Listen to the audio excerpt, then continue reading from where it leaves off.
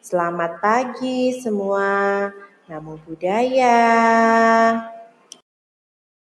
Bersama Bunda Tika, hari ini kita belajar tema 2, subtema 3.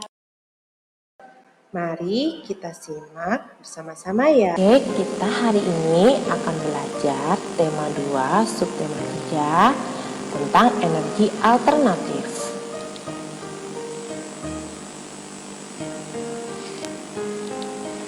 Sumber energi alternatif ternyata banyak ya di alam. Apa saja ya? Kita akan belajar. Yang pertama adalah energi matahari.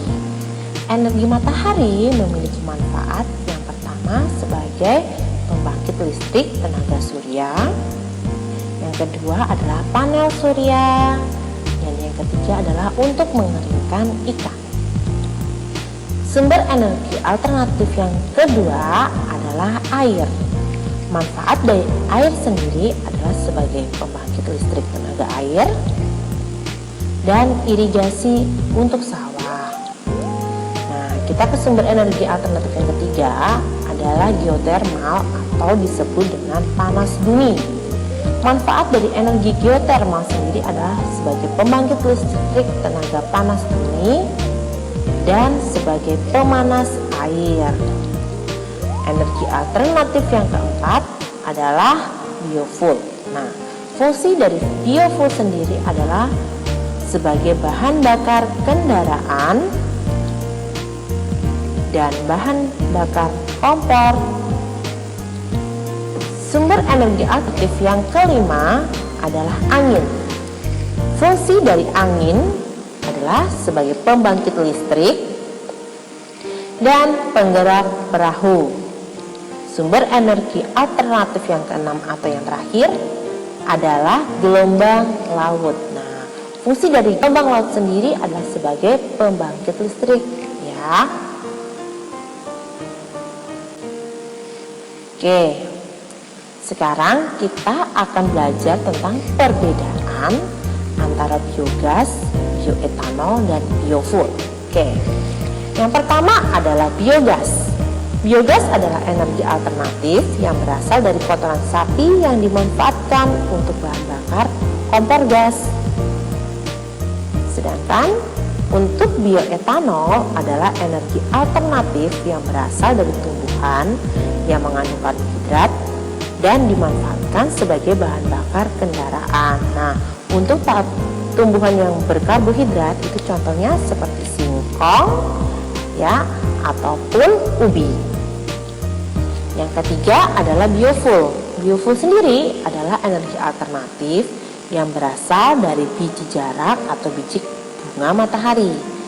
Energi biofuel ini dimanfaatkan sebagai bahan bakar kendaraan ya.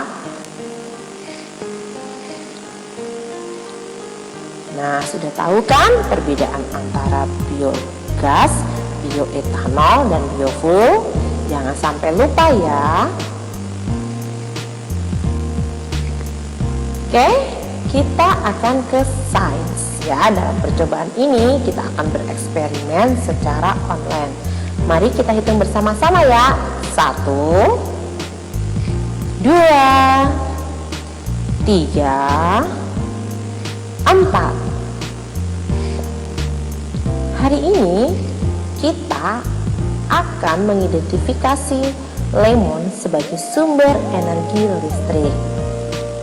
Nah, kita akan menyaksikan video dari kakak kita di tingkat SMA untuk mengidentifikasi bagaimana lemon bisa menghasilkan muatan listrik. Selamat menyaksikan. Assalamualaikum warahmatullahi wabarakatuh. Saya Dinda Putri Khairunisa. Saya Talia Nur Aziza. Saya Jenny Herunisa. Saya Salsabila. Kami dari 12 IPA 5 ingin melakukan percobaan baterai buah. Alat dan bahan yang diperlukan ada lemon sebanyak 4 buah, ada paku sebagai pengganti seng sebanyak 4 buah, ada koin sebagai pengganti tembaga sebanyak 4 buah, kabel penjepit buaya, dan lampu LED.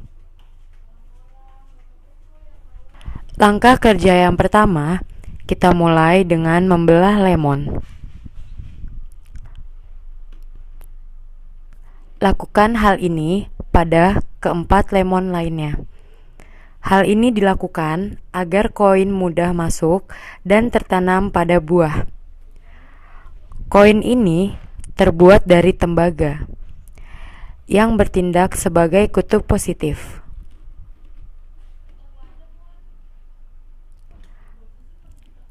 Kemudian,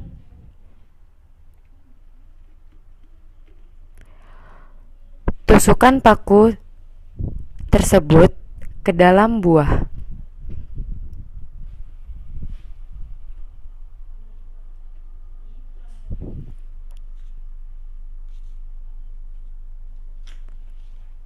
Hasilnya, sebuah lemon yang memiliki kutub positif dan kutub negatif yang saling berdampingan, lalu lakukan kembali pada semua buah hingga terkumpul 4 buah lemon yang memiliki kemampuan layaknya baterai. Hubungkan kabel penjepit buaya pada setiap kutub positif dan kutub negatif. Di sini, peran koin sebagai kutub positif dan peran paku sebagai kutub negatif.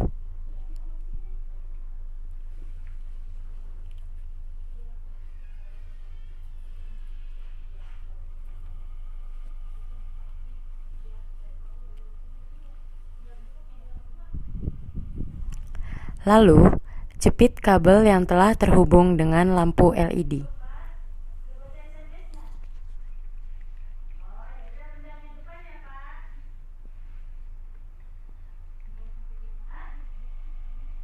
Kemudian lampu menyala. Kenapa begitu? Ternyata listrik juga dapat dihasilkan dari jeruk lemon. Mengapa? Karena saat rangkaian kabel dan baterai buah terhubung dengan sempurna, terjadi reaksi redoks yang spontan dalam rangkaian kabel tersebut. Sekian percobaan dari kelompok kami. Wassalamualaikum warahmatullahi wabarakatuh. Nah, apa ya yang membuat lemon dapat menghasilkan listrik? Jawabannya adalah lemon dapat menghasilkan muatan listrik karena lemon mengandung asam yang bersifat elektrolit. Nah, dari sifat asam inilah yang membuat lemon ini dapat bermuatan. Nah, selain itu kita akan belajar manfaat SDA selain sebagai energi alternatif. Ayo kita cari tahu.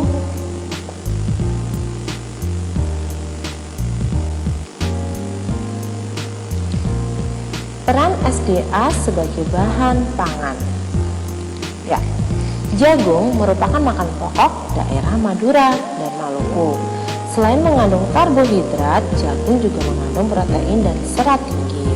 Hasil olahan jagung yang terkenal adalah tepung maizena yang digunakan untuk mengentalkan sup, serta produk yang terkenal lainnya adalah popcorn. Oke, kita akan mengenal makanan pokok penduduk Indonesia. Ayo kita keliling Indonesia ya. Ayo kita simak penjelasan di bawah ini. Makanan pokok penduduk Indonesia ternyata bermacam-macam. Tidak hanya berupa padi, tetapi ada beberapa makanan khas dari beberapa daerah. Yang pertama adalah sagu di Papua.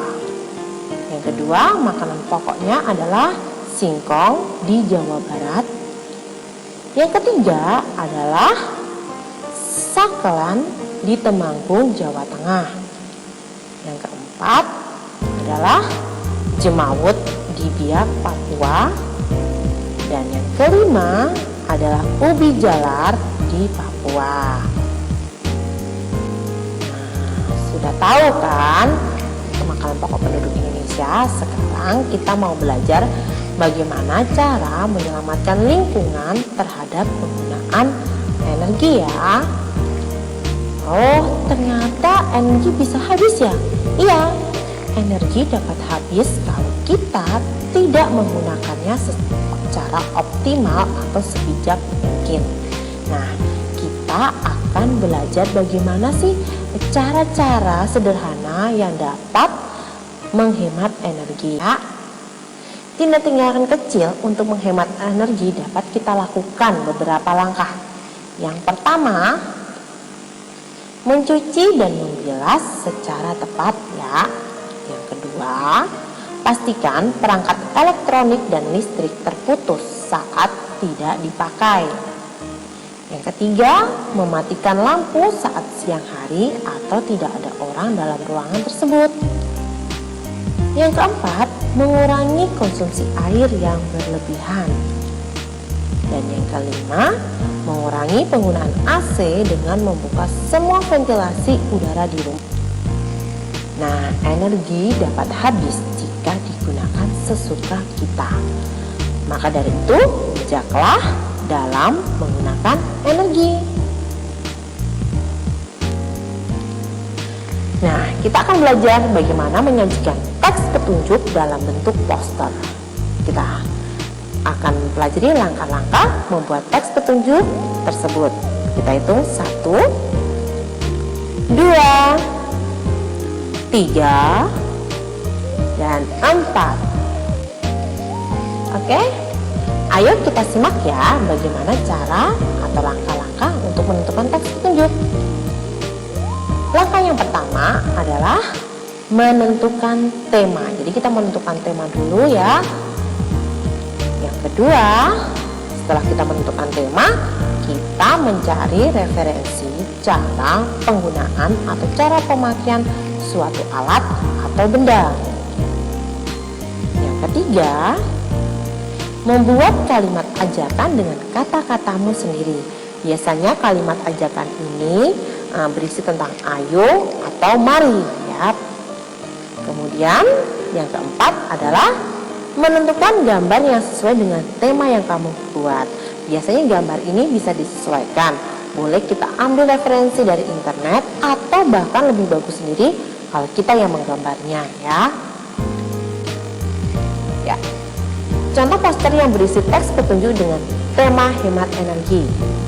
Nah, di sini ada ayo hemat energi untuk hidup yang lebih baik. Nah, poster ternyata berisi kata ajakan. Yang mana ya? Kata ajakannya adalah ayo. Ya, dengan kata mengajak berarti kita mengajak di poster ini bahwa orang-orang harus menghemat energi. Nah, ini contoh gambar yang digambar sendiri ya. Disesuaikan dengan tema atau ternyata mudah kan membuat poster itu ya. Nanti kita coba sama-sama di rumah. Kesimpulan dari pembelajaran hari ini adalah dengan hemat energi kita dapat menghemat biaya. Nah, di sini sekedar pengetahuan berapa banyak sih energi yang dipakai oleh dunia. Yang pertama, energi yang paling banyak dipakai oleh dunia adalah batu bara, 54,5%. Energi yang kedua adalah gas sebanyak 24,2%. Energi yang ketiga adalah minyak bumi di 11,7%, dan energi yang keempat adalah air sebanyak 6,5%. Nah, seluruh dunia ternyata memerlukan energi. Mana saja ya? Di sini ada benua Amerika, ada benua Eropa, ada benua Asia, ada benua Afrika, dan ada benua Australia. Di sini ada suatu quotes atau kata bijak dari Mahatma Gandhi pada tahun 1869 sampai 1948. Mahatma Gandhi sendiri mengatakan bahwa bumi menyediakan cukup untuk memenuhi setiap kebutuhan manusia, tetapi tidak untuk keserakahan setiap orang. Sekian pembelajaran dari Bunda Pagi hari ini. Jangan lupa kalian add Facebook Sekolah Budi Bakti dan follow IG Sekolah Budi Bakti. Dan jangan lupa yang terakhir yaitu subscribe, like, dan share akun YouTube Daily Teacher ya, dimana di situ semua kegiatan Budi Bakti ya. Sekian dari Bunda Tika, terima kasih dan sampai jumpa pada pembelajaran selanjutnya. Bye-bye.